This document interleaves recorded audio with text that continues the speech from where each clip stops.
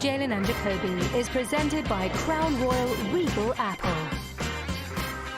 It is finally 2021, and he is Jalen Rose, and I'm David Jacoby, and we are Jalen and Jacoby, and what is it that we do? Give the people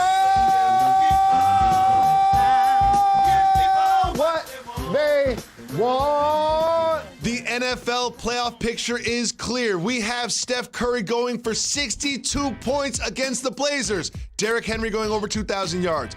Lamar Jackson going over 1,000 yards. But we start the show where the NFL regular season ended, and that is in Philadelphia, where the Eagles took on the football team.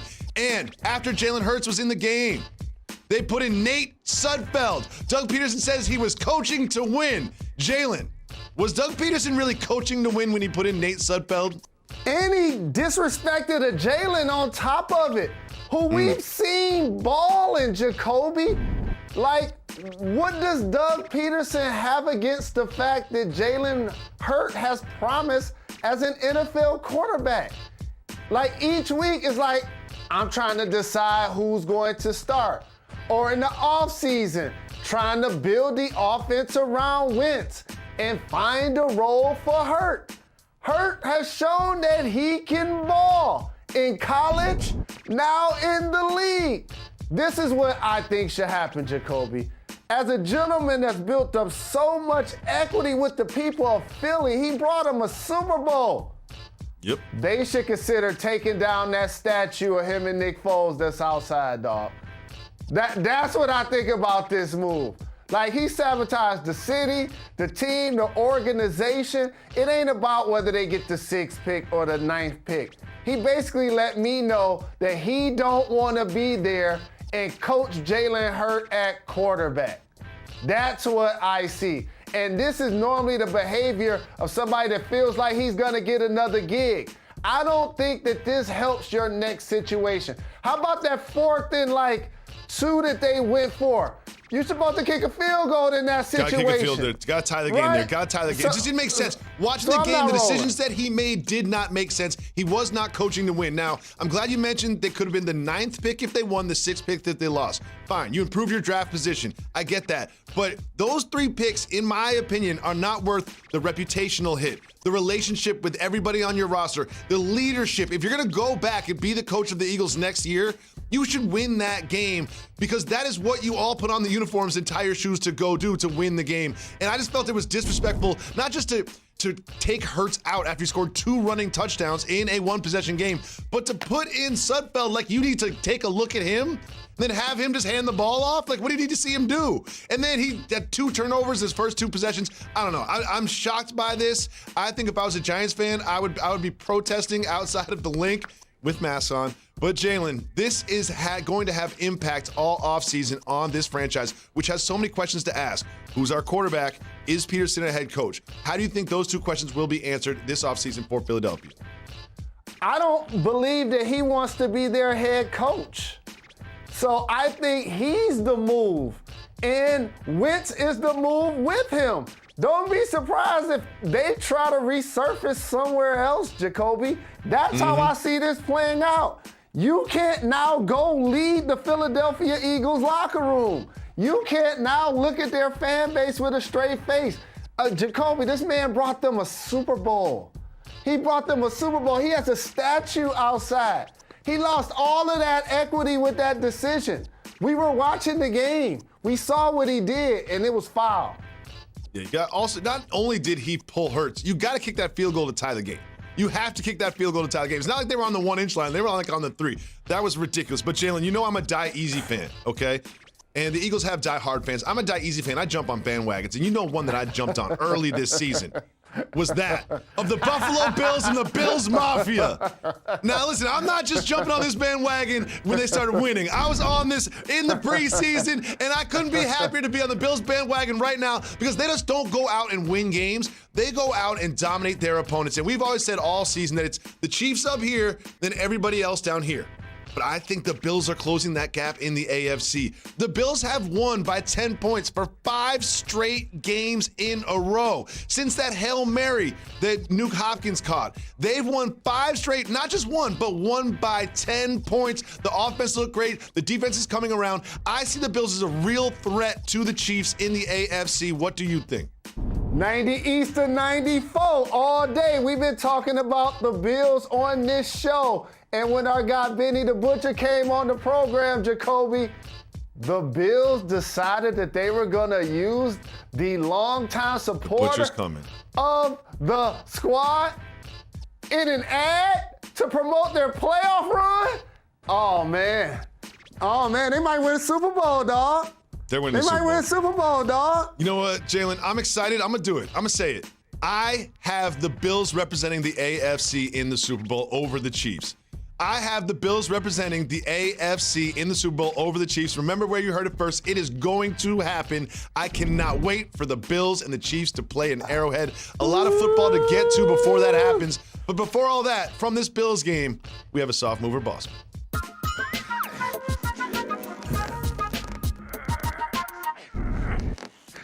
Mental hygiene is very important, but also dental hygiene is very important. And Stephon Diggs proved that when he was flossing his teeth on the sideline. Jalen Rose, soft mover boss move, flossing at work. It's always a boss move if and when you can floss to do it. And it happens in a lot of different ways. And the Buffalo Bills, you just said, and I disagree that they're going to beat the Chiefs, but why not live your best life? Okay, these is all pro performers. Stephon Diggs went there to ball. Hey, you know, they can't do any wrong right now.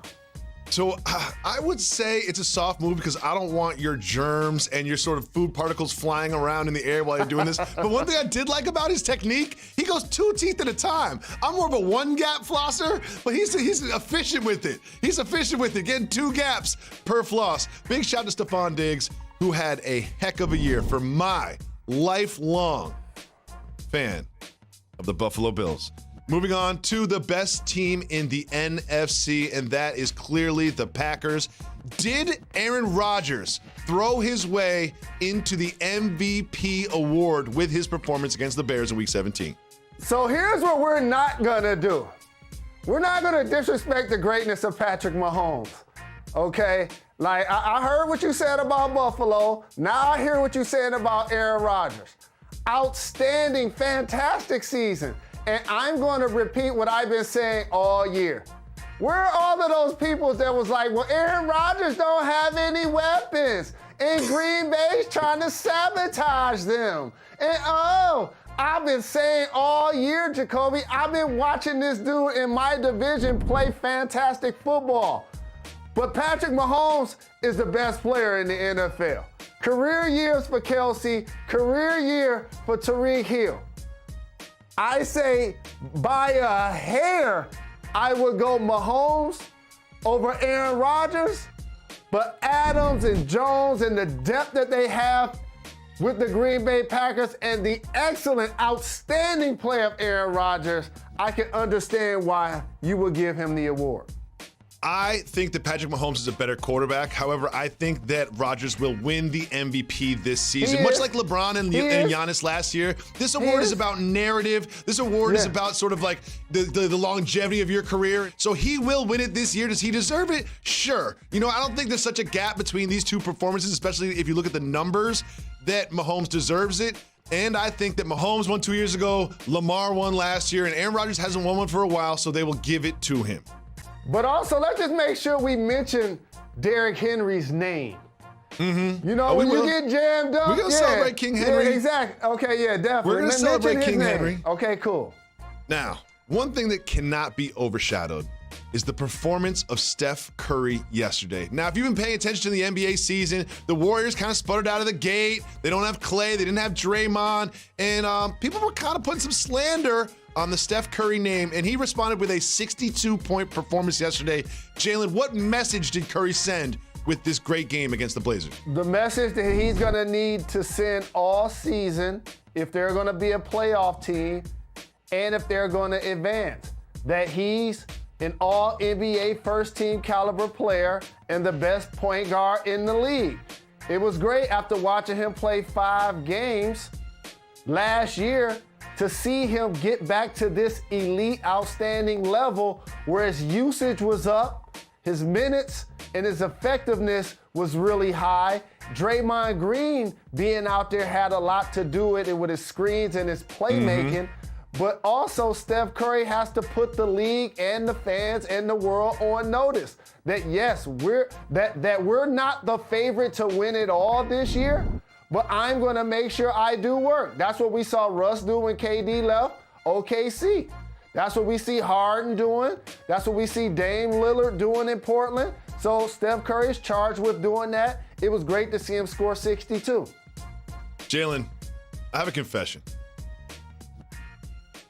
I was one of the doubters. I was watching these early Warriors games. I was thinking to myself, like, they might not even make the playoffs. Like, they're actually developing Wiseman. Wiggins doesn't really look right.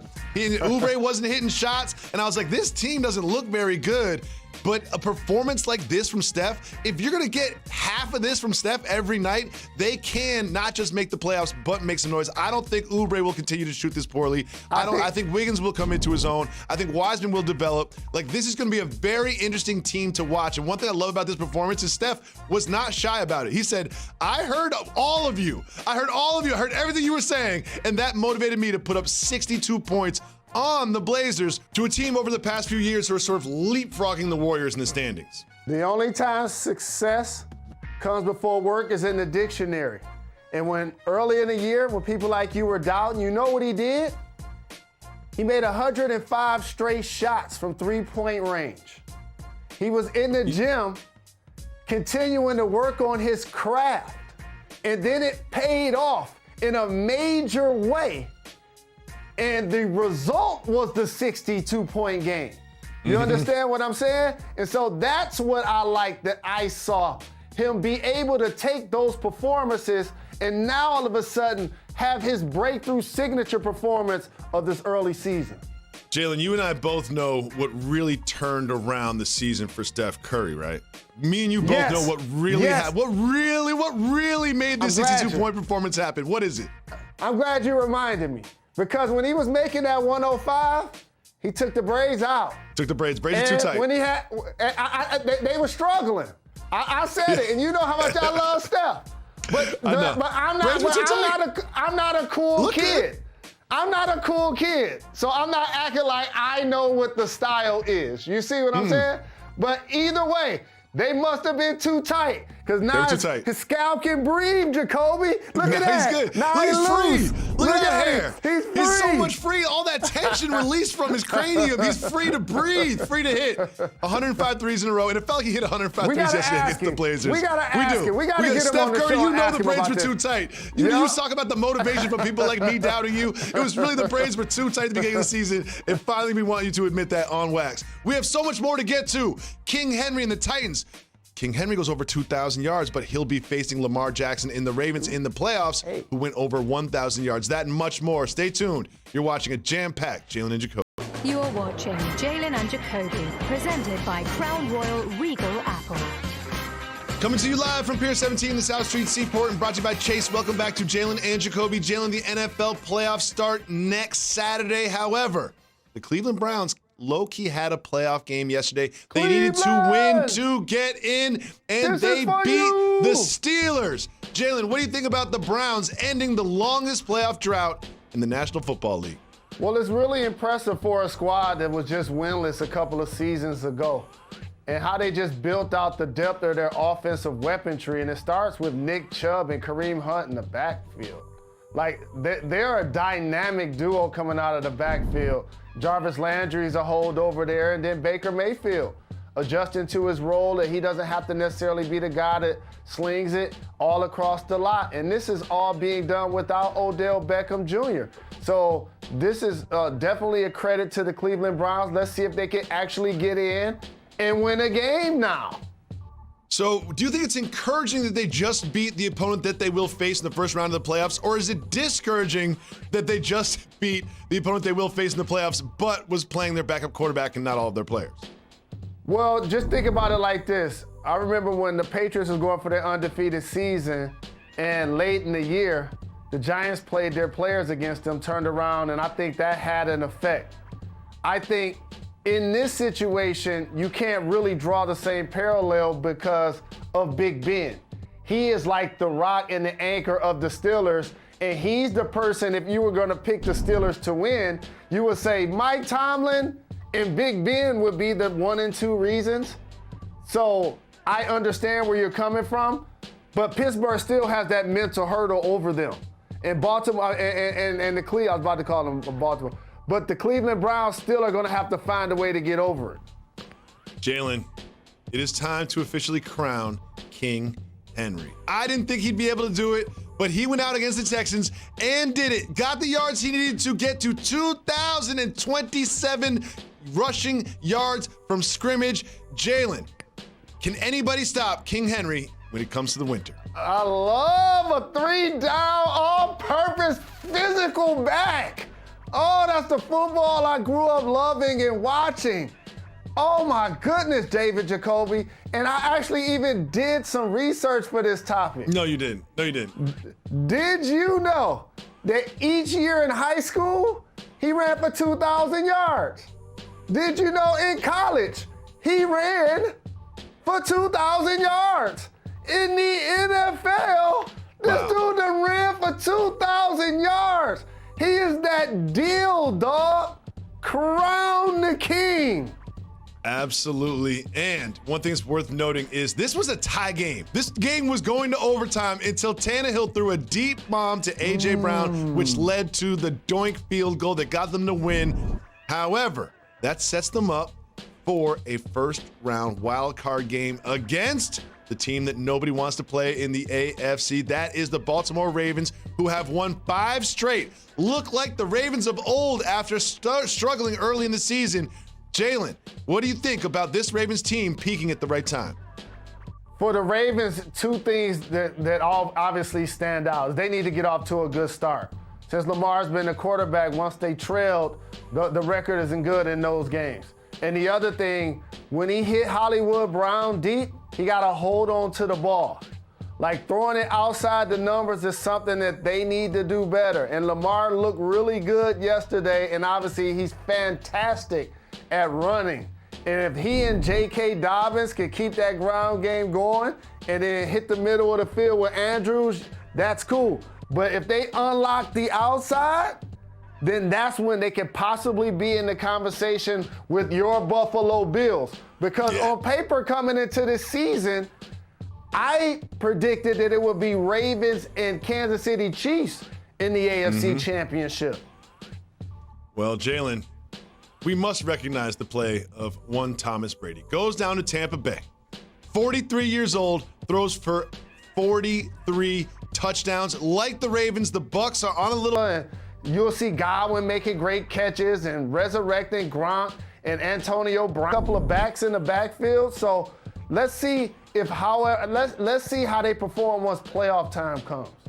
There'll be plenty of time to discuss the upcoming NFL playoff games, but one thing we will always do is pay attention to the sweet science. And one of the young stars of boxing, Ryan Garcia, in the ring, after getting knocked down early in the fight, this punch, a left to the body, drops Luke Campbell. What do you think about this punch to the midsection? I think body shots take so much out of you. And it's like when you're watching baseball, right? Like everybody want to see the home run. You want to see everybody punch for the dome, punch for the dome. But those body shots, oh, I'm telling you, Jacoby, you see, like a sack of potatoes. Look at that. He's trying to stay on his feet. He took a knee. He just took a knee. He's like, I'm going down. I'm a straight Colin Kaepernick this. I'm taking a knee in the middle of the ring. I don't want to fight anymore. You can count to 10. You can do whatever you want, but I ain't fighting this dude anymore. And we joking out of respect because it definitely takes courage to get into that ring, for sure. Absolutely. The combination of speed and power on Ryan Garcia is something to watch, and we look forward to watching him in his next fight. We also look forward to celebrating the dumpster fire that was the Detroit Lions season. Wait till you see Jalen's reaction.